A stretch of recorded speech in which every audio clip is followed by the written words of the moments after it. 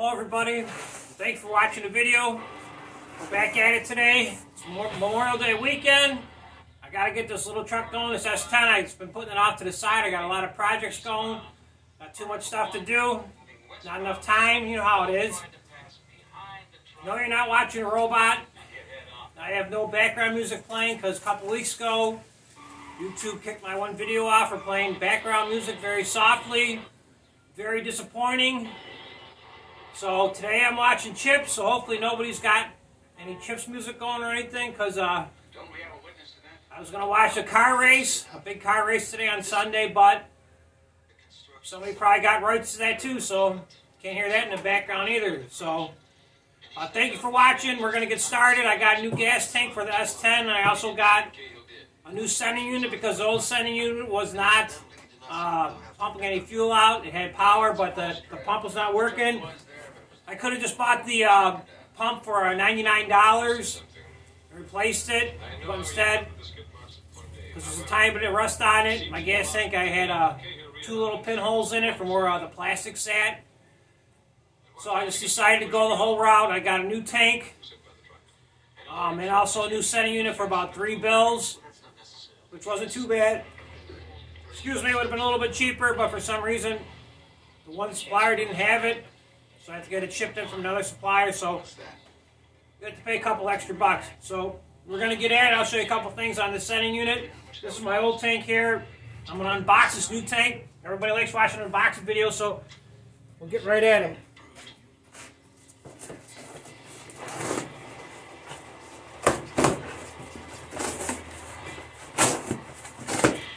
So anyways, I'm watching Chips. I like watching Chips because someday when I grow up, I'm going to move to California and become a CHP officer. But also I like watching Chips because I like looking at all the old cars that used to be around back in the day. Good cars. Look at this tank. What a beauty. And it was made in Canada. I would have bet my bottom dollar it was made in the Philippines or someplace like that where they make garbage. Ooh, she's all pretty and shiny. Look at that. And there's the old one in the back, but the old one was pretty good. But I'll show you what I got going on with the old one. What happened is,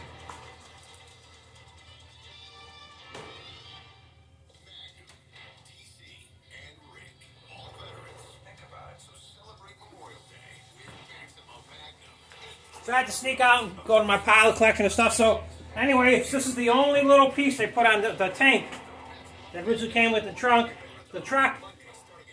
And it sat, that's the front of the truck, and it's the rear end of the truck. So all this crud sat there. And if any of you guys had old fuel tank problems, or say fuel pump problems, one of the first things you did was you took a big ass hammer and banged on it as hard as you could, hoping you would knock that pump back on, maybe make it work again, or at least get home. You don't want to pay a tow truck, especially if you don't have AAA or belong to whatever motor club possibly. So you see this tank right here. Just to cut out where that piece of plastic sat right here. And right here's where all the garbage was. I collected over the years. And unfortunately I got two little pinholes in it. I probably could have fixed it with JB Weld. I've had a lot of success with JB Weld. But you got to be patient with the JB Weld. You got to make sure it's cleaned properly.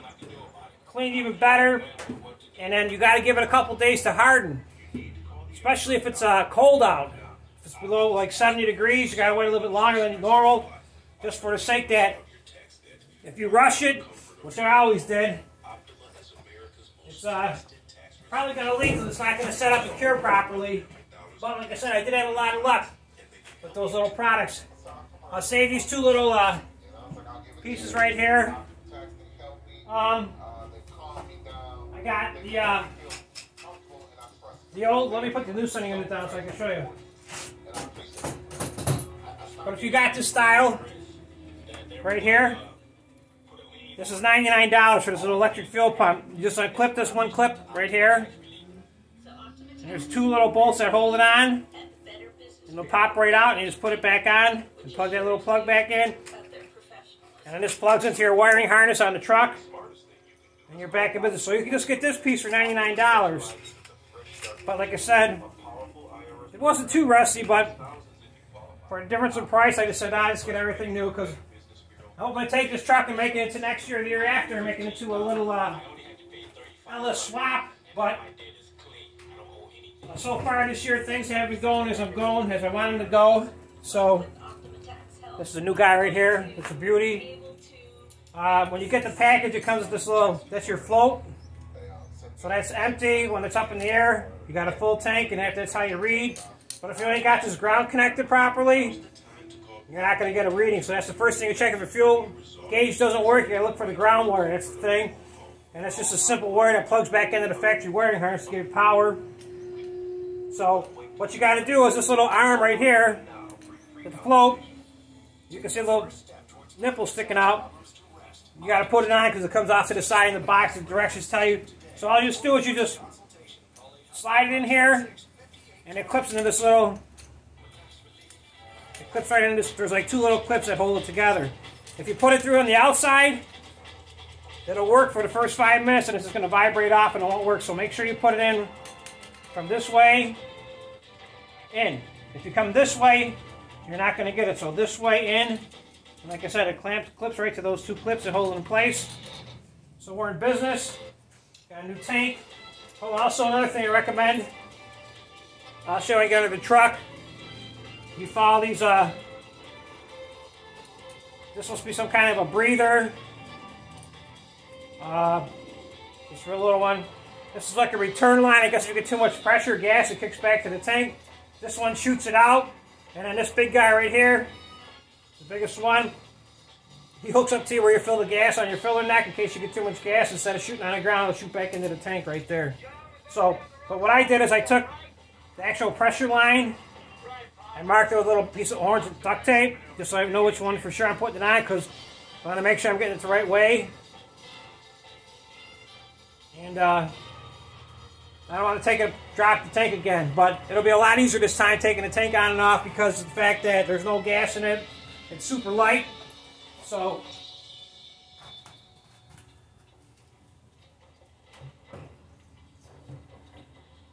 everybody okay? This little this the filler neck. The filler neck, it sits in there just like that. If you're looking at it. So you pump your gas, put it here. And this is the overturn line, this 3/4 inch hose. And it went to the top of there. So you just got like a regular piece of rubber here with some hose clamps on it. And that goes right onto here. And then that'll sit like that when it's on the truck. And then this line will connect into there. I got one little bolt I'm working on I got to get out. That'll make it a lot easier. There's one left. I couldn't get it. So that's my next project. Here's another ground. You want to make sure you put this ground back on. Because without the grounds, the gas gauge don't work. And guessing how much gas you got in there isn't fun, especially when you run out. So this is real simple. I'm going to clean this up a little bit right here, make it look pretty. Not that anybody's going to see it, but I'm going to go for it. Also you get a big ring, rubber ring.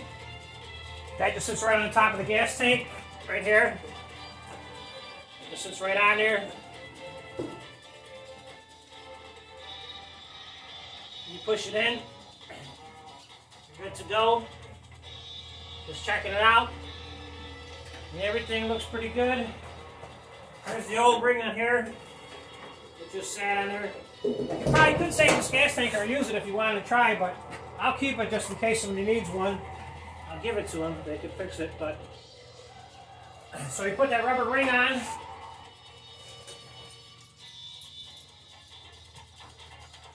And you make sure that these guys are pointing towards the filler neck because they'll plug into the gas. I'll show you on the bottom. You just drop this in here. You gotta fish it in, and then it's on. And this is the locking ring right here. The locking ring